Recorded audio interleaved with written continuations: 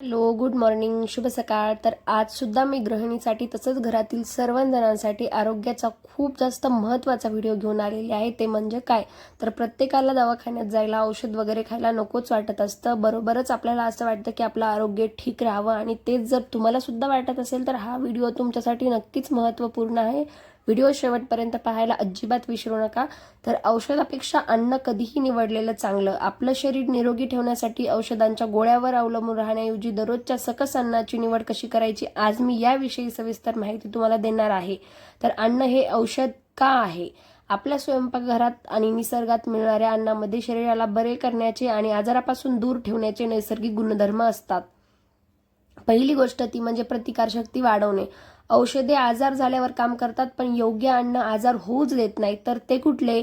संत्री, लिंबू, आवळा यामधील व्हिटॅमिन सी शरीराला संसर्गाशी लढण्याची खूप जास्त ताकद देते. नैसर्गिक सूज जर कमी करायची असेल तर त्याला आपण टॅबलेट थ्रू, औषधा थ्रू जर घ्यायचं म्हटलं तर अँटी इन्फ्लॅमेटरी वगैरे म्हणतो. तर शरीरात अंतर्गत सूज आली असेल आणि अनेक आजार जसं की सांधेदुखी वगैरे असेल होतात. आणि त्याचबरोबर आपल्याला जखम वगैरे झाली असेल तर हळद, आले लसूण सुद्धा खूप महत्त्वपूर्ण असते. बऱ्याचशा आजारावर आणि बदाम, अक्रोड यासारखे पदार्थ ही सूज नैसर्गिकरित्या कमी करतात. तर पोटाचे आरोग्य, गट हेल्थ काय असेल तर आपले 70% आरोग्य पोटावर अवलंबून असते. ताक, दही यासारखे प्रोबायोटिक अन्न पचन संस्था अगदी मजबूत ठेवून अनेक आजारांना मुळातून नष्ट करण्यास मदत करते. औषधाऐवजी अन्नाची निवड कशी करायची ते मी तुमच्यासोबत शेअर करणार आहे. जेव्हा आपण छोट्या मोठ्या त्रासासाठी लगेच मेडिकलमधून गोळी आणतो तेव्हा त्याचे शरीरावर दुष्परिणाम सुद्धा खूप जास्त होतात. त्यालाच आपण साईड इफेक्ट सुद्धा म्हणतो. त्याऐवजी आपण अन्नाचा वापर कसा करू शकतो ते सुद्धा पाहूयात. त्रास, आजार, रासायनिक औषध जसं की गोळी, नैसर्गिक अन्नाचा पर्याय, ऍसिडिटी, पोटाची जळजळ जर असेल तर आपण अँटासिड लगेच घेतो. थंड दूध, ताक, केळे किंवा जिऱ्याचे पाणी घ्या, याने लवकर जळजळ कमी होईल. रक्ताची कमतरता, ॲनिमिया वगैरे असेल तर आयर्नच्या गोळ्या खाण्यापेक्षा, सप्लिमेंट्स घेण्यापेक्षा आपण पालक, बीट, गुळ, शेंगदाणे आणि खजूर खाऊन सुद्धा आपल्या रक्तातली कमतरता कमी करू शकतो आणि रक्त वाढवू शकतो. जर खोकला असेल आणि घसा खवखव करत असेल तर लगेच आपण हॉस्पिटलला जातो किंवा कफ सिरप घेतो. मुलांना सुद्धा कफ सिरप देतो की खोकतोय वगैरे म्हणून. तर त्याच ठिकाणी आपण आपल्या किचनमधल्या गोष्टी वापरून सुद्धा मुलांचा घसा खवखव करणे थांबवू शकतो. तर ते कसे? हळद, दूध, मध आणि आल्याचा रस किंवा तुळशीचा काढा करून आपण नक्कीच मुलांना व घरच्या बाकीच्यांना मोठ्यांना पण देऊ शकतो. एवढंच नाही, बऱ्याच जणांना कॉन्स्टिपेशनचा फार त्रास असतो, तर लगेच आपण लेक्झेटिव्ह सिरप घेतो किंवा काही काही जण टॅबलेट सुद्धा यूज करतात. तर त्याऐवजी आपण फायबरयुक्त पदार्थ खाल्लेले कधीही चांगले, जसं की पपई, पेरू, ओट्स आणि भिजवलेले अंजीर. या गोष्टीने कॉन्स्टिपेशनचा त्रास अजिबात होत नाही. कोणाला हाय बीपी वगैरे असेल तर त्यांना बीपीच्या गोळ्या सुरू असतात, दररोज त्या गोळ्या घ्याव्या लागतात. आहारामध्ये आपण लसूण, टरबूज आणि पोटॅशियमयुक्त केळी समाविष्ट केली तर हा त्रास कमी होईल आणि तुमच्या गोळ्या सुद्धा कदाचित बंद होतील.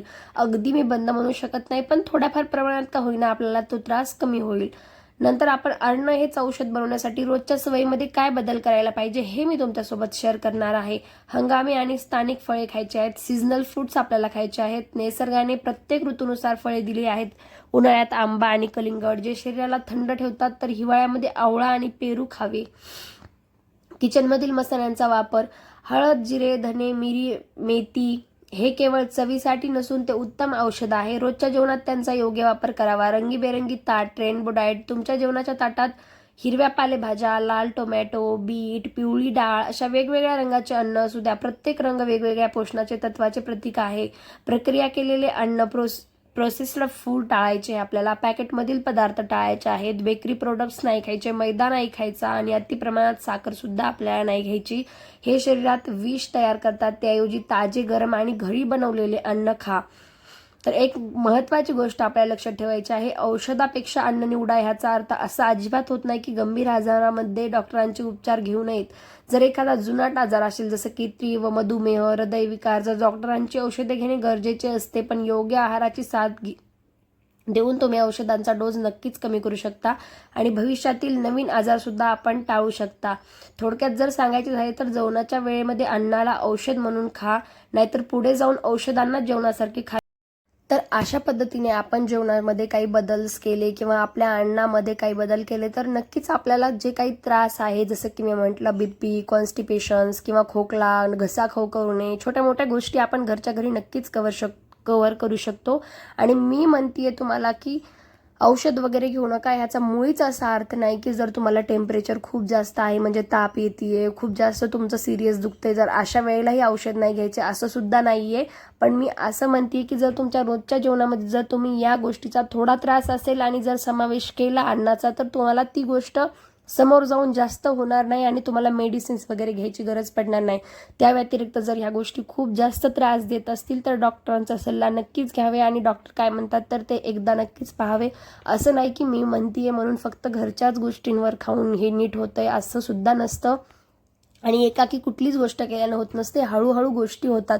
जर तुम्ही स्टार्टिंगपासनं एक 10-12 वर्ष कुठलं फळ नाही खाल्लं, तेलकट अन्न पदार्थ, पॅकेटचे सगळ्या गोष्टी, पिझ्झा, ब्रेड वगैरे या गोष्टी खाऊन जर तुम्हाला तो त्रास चालू झाला असेल तर 2 दिवसात जर हे तुम्ही आहाराचं व्यवस्थित पालन केलं तर त्याचा रिझल्ट पण पाहायला खूप वेळ लागणारच ना, तर खूप नाही, थोडं थोडं केल्यावर नक्कीच ते होतं असं म्हणतात. त्यामुळे आपण उद्या करू म्हणण्यापेक्षा आजपासून सुरुवात करायची आणि आपल्या जेवणामध्ये पौष्टिक अन्न आपल्याला घ्यायचं आहे. आणि कुठलं अन्न कोणत्या सीझनमध्ये आहे किंवा कुठलं अन्न कुठल्या दुखण्याला वगैरे घ्यायचं आहे, जसं की घसा खवखव करत असेल तर तुळशीचा काढा वगैरे घ्यायचा.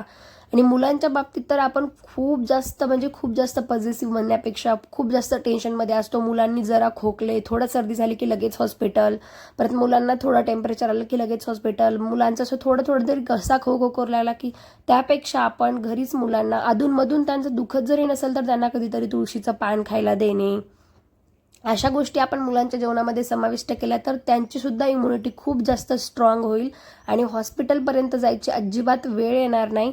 त्यांना सुद्धा खूप छान वाटेल आणि एवढ्या ढिगभर गोळ्या खायची गरज नाही. आणि आपल्याला कोणालाच मनाने गोळ्या खाऊ वाटत नसतात, पण जो त्रास असतो त्या त्रासामुळे आपल्याला गोळ्या खाणं गरजेचंच असतं.